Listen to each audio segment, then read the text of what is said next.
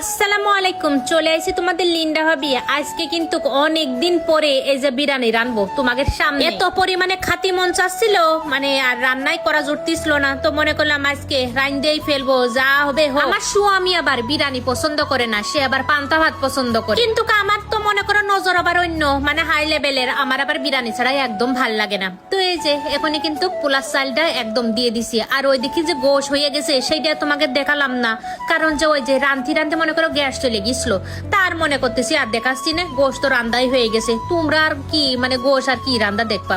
আর এর ভিতরে যে লবণ দিয়ে একটু মানে ঘুটানাটা করে নিছি।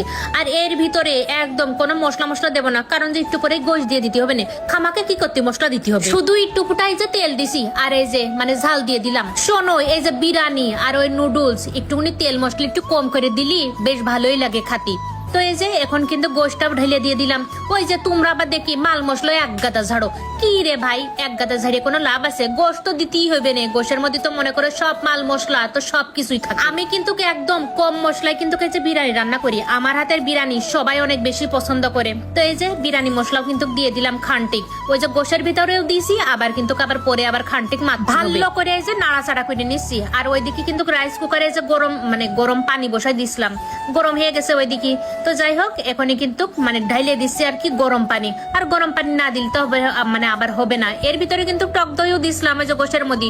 তোমাকে তো আগেই কইছি, মনে করো গোশ রান্না দেখাচ্ছি নে, ও তো দেখাতে গেলে হয় নাকি। আমি আসলে এভাবেই রান্না, বিরিয়ানিতে যত মাল মশলা কম হবে ততই খাতে ভালো লাগবে। তো এখানে কিন্তু ঢাকনা দিয়ে দিছি। পরে মানে আবার চলে আইছি, আইসে দেখতেছি এই যে হালকা কিন্তু পানি শুকিয়ে গেছে।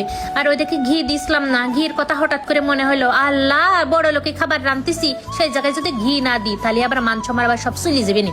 তো এই যে ঘিটা দিয়ে আবার উলট পালট করে দিচ্ছি, একদম মানে দমে বসাই দেবো। কিন্তু দমে বসাই দিলি এই যে পানি থাকতে থাকতে কিন্তু দমে বসাই দিতে হয়, তাহলে কিন্তু মানে বিরিয়ানিটা অনেক বেশি ঝরঝরা হয়ে যায়। আবার ওই যে ঢাকনাতে দিয়ে দিলাম। আর এইদিকে কিন্তু তাওয়াটাও বসাই দিছি, তাওয়ার উপরে দিয়ে দিলাম এই যে বিরিয়ানি। আবার কিন্তু খান্টিক পরে আবার আসবানে এই যে ঘি দিয়ে মানে থুকু মানে ঘি নিয়ে আর কি। ফাইনালি কিন্তু আমার এই যে দেখেছো কত সুন্দর হয়েছে, একদম ঝরঝরা হয়ে গেছে। কিন্তু এখনো কিন্তু দমে বসাইতে হবো, এখনো পেঁয়াজ বেরেস্তা দিইনি, আবার ওইদিকে ঘিও উপর দিয়ে ছিটোই দিইনি।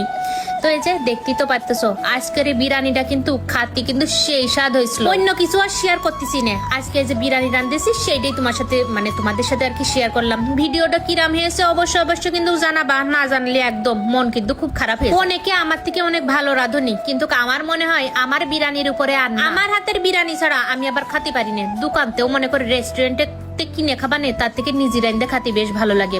মানে নিজের প্রশংসাটা নিজের ঢাইলে করছি, স্বামী তো আর কবে না। আর এদিকে এই যে ঢাইলে দিলাম ঘি, মানে অল্প করে ঘি দিছি, তখন আবার ঘি দিলাম। তো যাই হোক, এখনই কিন্তু ফাইনালি একদম হয়ে গেছে। কার কার এই যে বিরিয়ানি দেখে খাতি মন চাচ্ছে অবশ্যই কিন্তু কমেন্টে জানাবা। আজকে কিন্তু আমার জামাই জানের স্টাইলে এই যে বিরিয়ানি রান্নলাম, কেমন হয়েছে অবশ্যই কিন্তু জানাবা। আর এই যে চালিটা টিপাটিপি করে দেখতেছি আসলে কি হয়েছে নাকি। তো এই যে হয়ে কিন্তু গেছে, তো আমি একটুখানি উলট পালট করে দিলাম।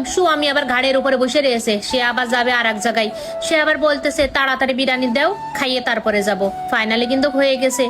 আর এই যে ভিডিওটা কিরাম লাগলো অবশ্যই কিন্তু জানাবা। আজকের মতন বিদায় নিয়ে নিচ্ছি, তোমাকে এই যে বিরিয়ানি দেখাইয়ে।